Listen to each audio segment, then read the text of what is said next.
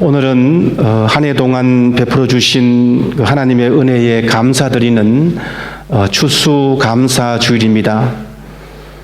뒤돌아보면은 어려움도 많았고 비바람이 불었던 그런 시간도 있었지만은 그럼에도 불구하고 여기까지 인도하신 우리 하나님께 감사를 드립니다.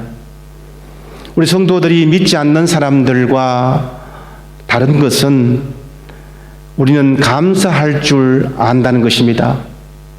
그리고 그 감사를 누구에게 해야 하는지를 안다는 것입니다.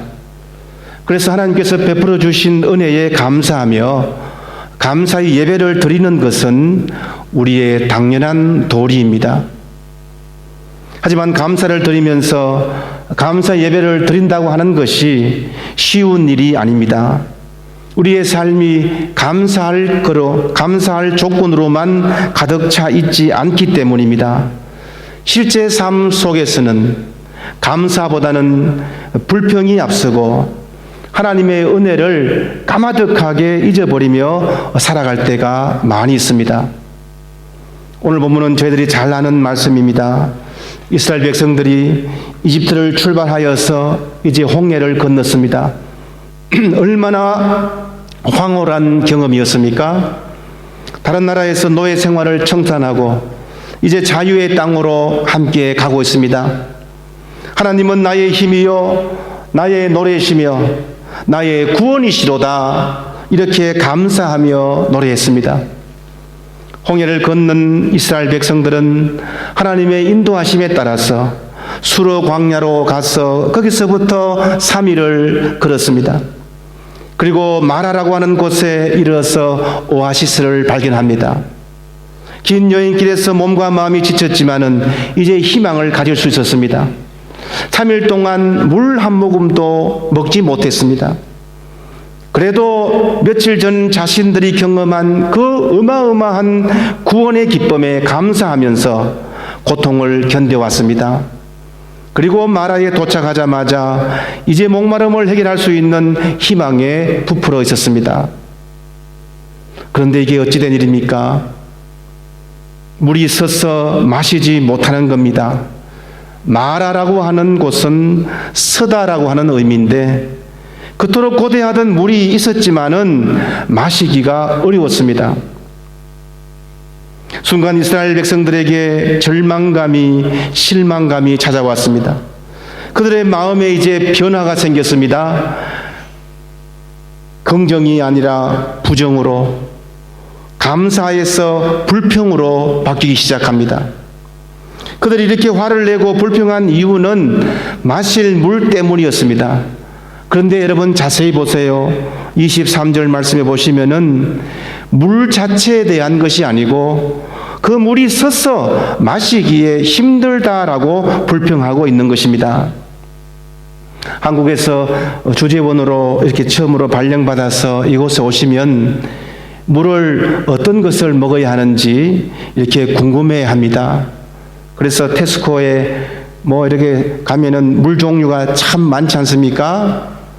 그런데 가끔씩 물을 잘못 구입해서 이 가스물을 이렇게 몇 통씩 사서 먹다가 조금 역겨워하는 그런 경우를 우리가 종종 만납니다.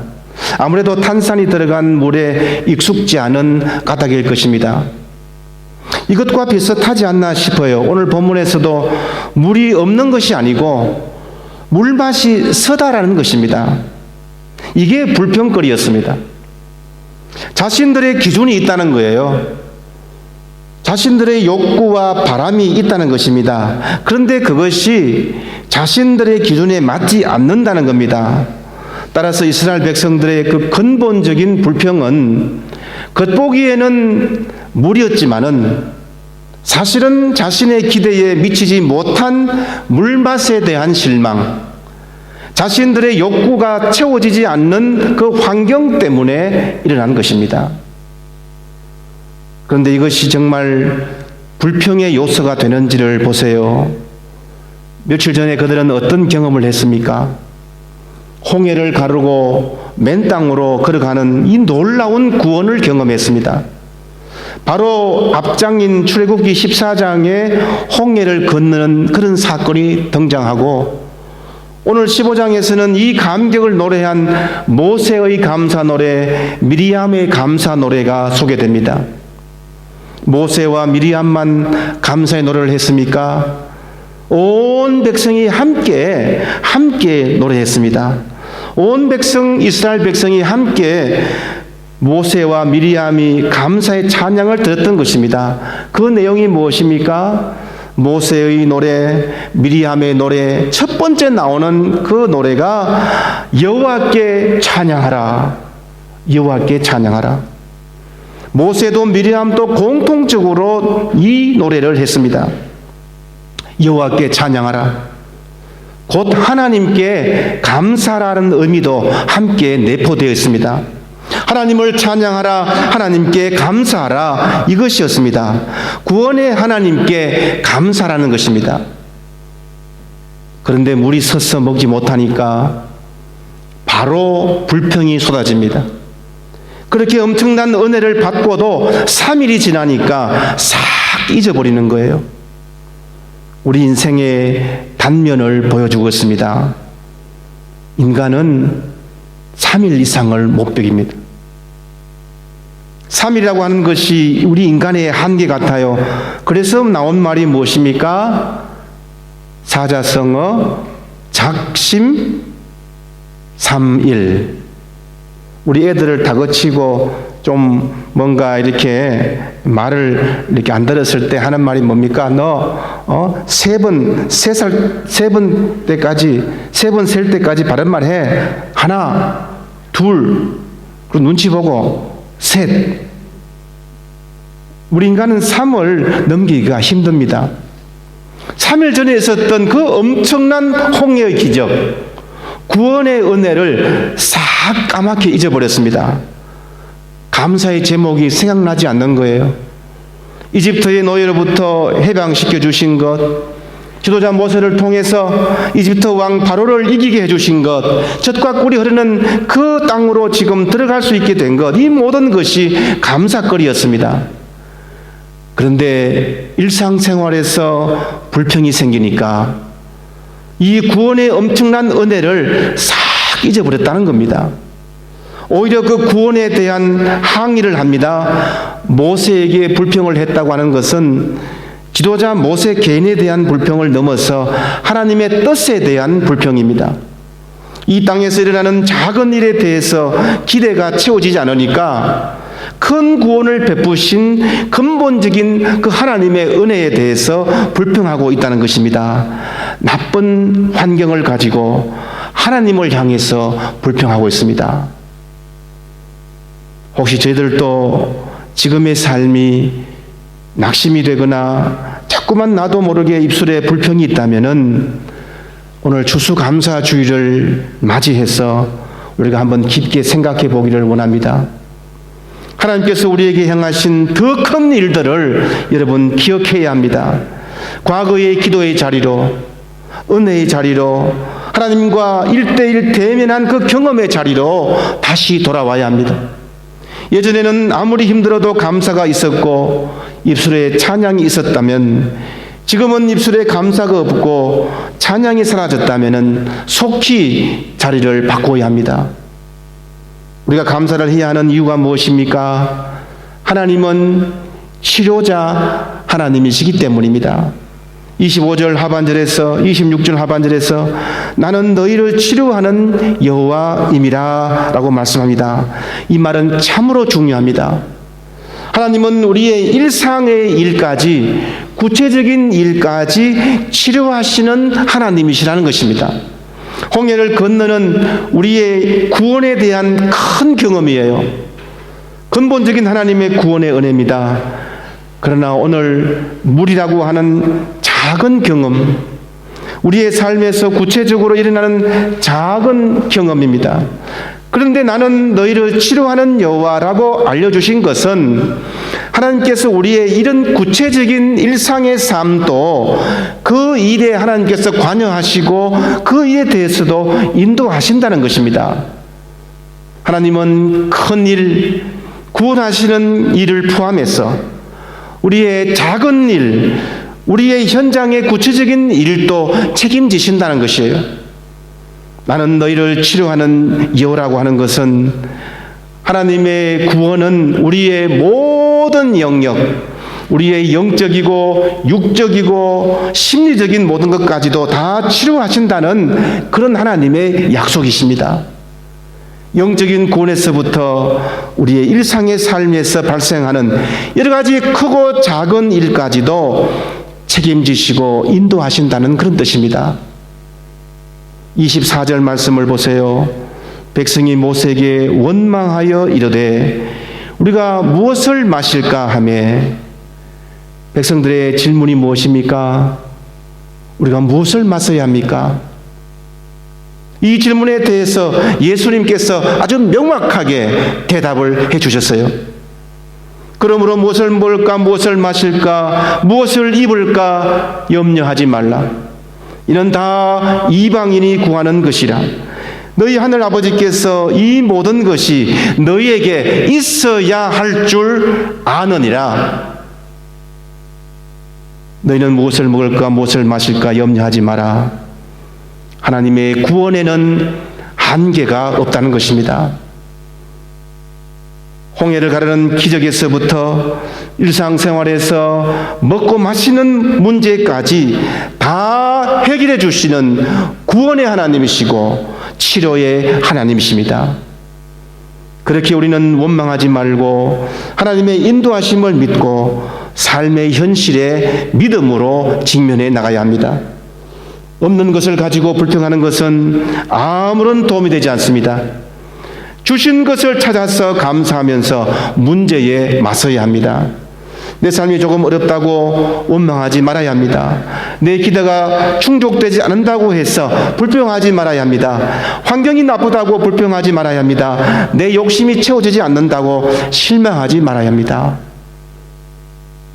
감사는 사람의 인격을 훌륭하게 만들 뿐 아니라 감사는 우리의 믿음의 사람으로, 우리를 믿음의 사람으로 성장시켜 줍니다. 이스라엘 백성들에게 이 광야의 40년, 이 40년은 훈련의 기간이었습니다.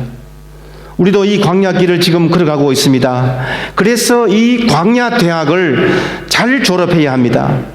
여러분이 아무리 좋은 대학을, 좋은 학교를 나오고 좋은 직장을 가졌다고 해도 이 광야 대학을 거치지 않으면 믿음이 성장하지 못합니다. 믿음의 사람으로 광야 대학을 거치는 것은 필수 코스입니다. 어떤 사람이 여러분들에게 당신은 무슨 대학교, 무슨 과 출신이냐 물은다면은 광야대 고통과라고 말씀하시기 바랍니다. 광야대 고통과. 이것도 제가 지는다고 굉장히 신경 썼어요. 보통이 나온 게 아닙니다. 대학까지는 나왔어. 광야대. 과를 뭐로 할까?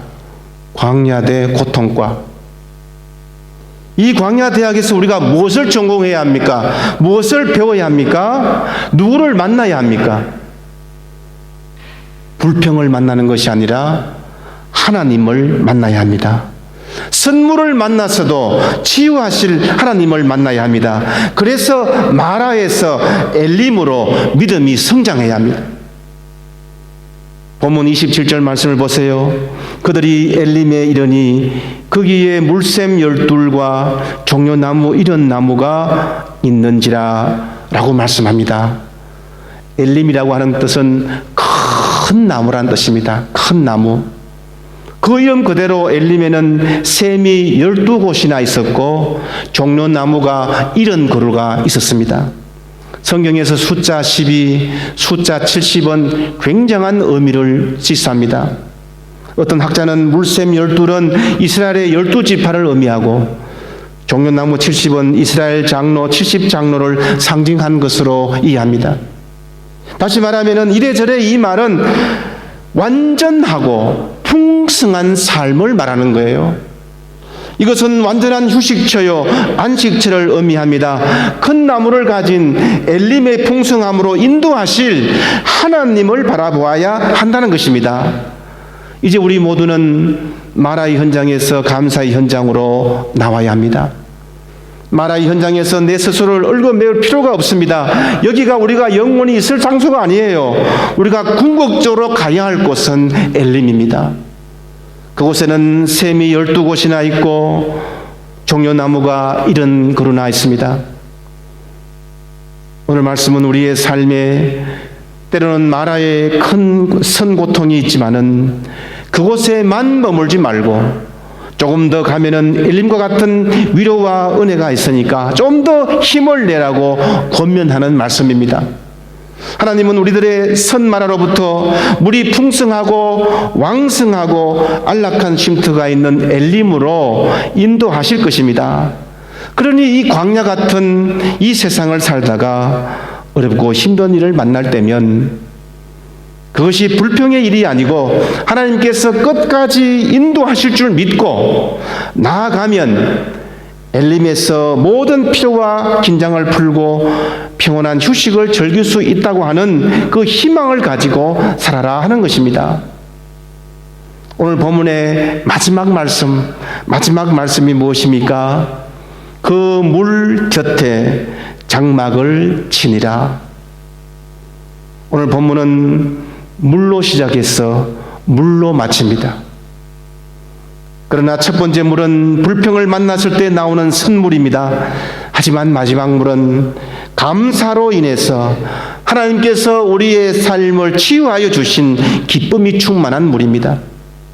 거기에 그들이 그 물 곁에 장막을 치니라. 이것이 오늘 본문의 마지막 말씀입니다. 무엇일까요? 우리의 삶의 해결자시고 우리의 삶의 치료자이신 하나님께서 계신 곳, 풍성하게 먹을 수 있는 물이 있는 곳에서 우리 인생의 장막을 쳐야 된다는 것입니다. 그곳에는 12샘물이 항상 흐르고 있습니다. 70종려나무가 왕성하게 자라서 언제나 우리가 열매를 먹을 수가 있습니다. 마지막 천국을 상징합니다. 우리가 영원히 살아야 할 곳입니다. 우리가 장막을 쳐야 할 곳입니다. 이 축복의 삶을 나중에 천국은 물론이고 지금 이 땅에서부터 우리가 누리며 살아가야 한다는 것입니다. 우리 모두는 이런 풍성한 축복을 이미 누린 자들입니다. 하나님의 장막에 거처를 두고 살아가고 있습니다. 이런 축복은 이제 흘러내리고 전달되어야 합니다. 엘림은 풍성한 곳이요, 이 복이 흘러가서 썩지 않습니다. 이 복이 흘러가야 썩지 않는 법입니다. 다시 말하면 감사는 자꾸 나누어야 합니다. 엘림에서의 삶은 나만 즐기는 삶이 아니고 함께 나누는 삶입니다. 병원을 찾는 우리 환자들에게 의사 선생님께서 하시는 동일한 충고가 있습니다. 뭐라고 충고합니까? 스트레스 너무 받지 마세요. 과음이나 너무 과식하지 마시고요.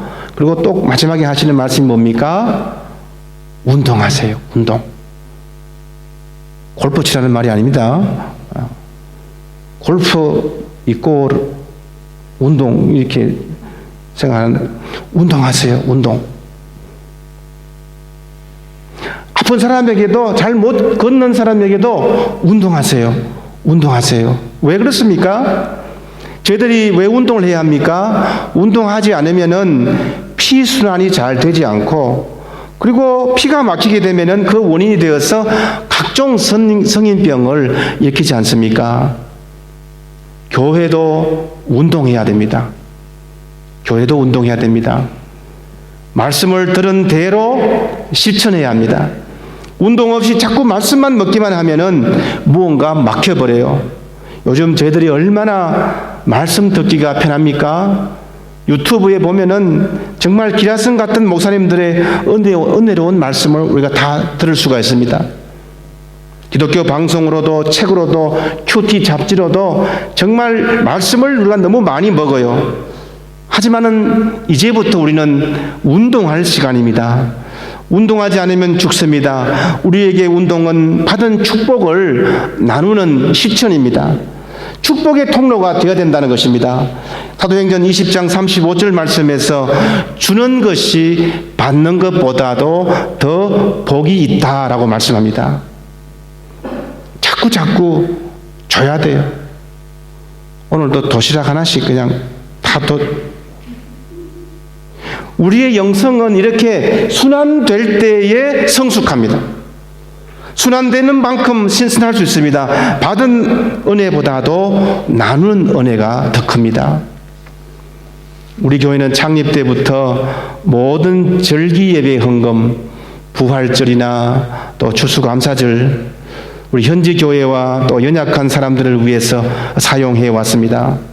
우리 교회 역사책을 여러분 꼭 한번 읽어보기를 원합니다. 노베잠키에서 그 조그만 공동체가 시작될 때에 성도님과 하나님께 약속했습니다. 절기 헌금은 무조건 나누자. 우리가 복의 통로가 되자 2006년 3월 3일 고마르노 양로원 보수공사를 위해서 첫 번째 절기 헌금을 전액 후원했습니다. 공산권 때 국가로부터 빼앗겼던 건물이었는데 이제 공산 이후에 국가로부터 돌려받게 되었고 너무나도 허름한 건물이었어요. 돌려받고는 자기들도 어찌할지 몰랐습니다. 현지교 성도님들께서 얼마를 모아서 보수를 시작했지만은 잘 되지 않았어요. 우리 교회도 작은 정성이지만은 첫 감사 헌물을 그 양로원 보수 공사비로 헌금을 했고 15년이 지난 지금 아주 훌륭한 양로원 시설을 갖추게 되었습니다. 저희의 작은 도움이었지만은 큰 열매를 거둘 수 있었고 안미 유럽 선교팀이 올 때마다 그 양로원을 들러서 어르신들에게 복음을 전하고 위로하고 있습니다. 사랑하는 여러분, 하나님은 우리에게 너무나 큰 구원의 문제를 해결해 주셨습니다. 그래서 우리는 늘 감사한 것입니다.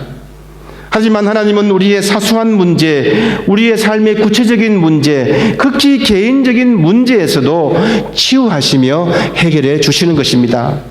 그래서 우리의 모든 삶은 오직 감사뿐입니다. 만약 우리 삶에 감사가 사라져 있다면 다시 한번 구원의 하나님을 바라보시기 바랍니다. 세상 조건이 아무리 어렵고 힘들더라도 감사함을 잊지 마시기 바랍니다. 그러면 반드시 우리의 삶이 마라에서 엘림으로 옮겨질 줄 믿습니다. 엘림에서의 풍성한 은혜와 기쁨이 우리 삶 속에서 차고 넘치기를 주님의 이름으로 축원합니다. 아멘. 기도하겠습니다. 사랑이 많으신 하나님 아버지, 은혜를 감사를 드립니다. 모든 것이 주님의 은혜요 도우심이었습니다. 우리의 삶의 사소한 문제까지도 해결해 주시며 치료하시는 치료자 하나님을 굳게 믿게 하시고 이런 믿음으로 하나님을 따라갈 때에 마라의 삶이 엘림의 삶으로 풍성한 삶이 될 수 있도록 인도해 주시고 이 풍성한 삶을 모든 사람에게 전하고 전파하는 넉넉한 믿음의 사람, 우리 교회가 될 수 있도록 인도해 주시옵소서. 감사드리며 예수님의 이름으로 기도드리옵나이다. 아멘.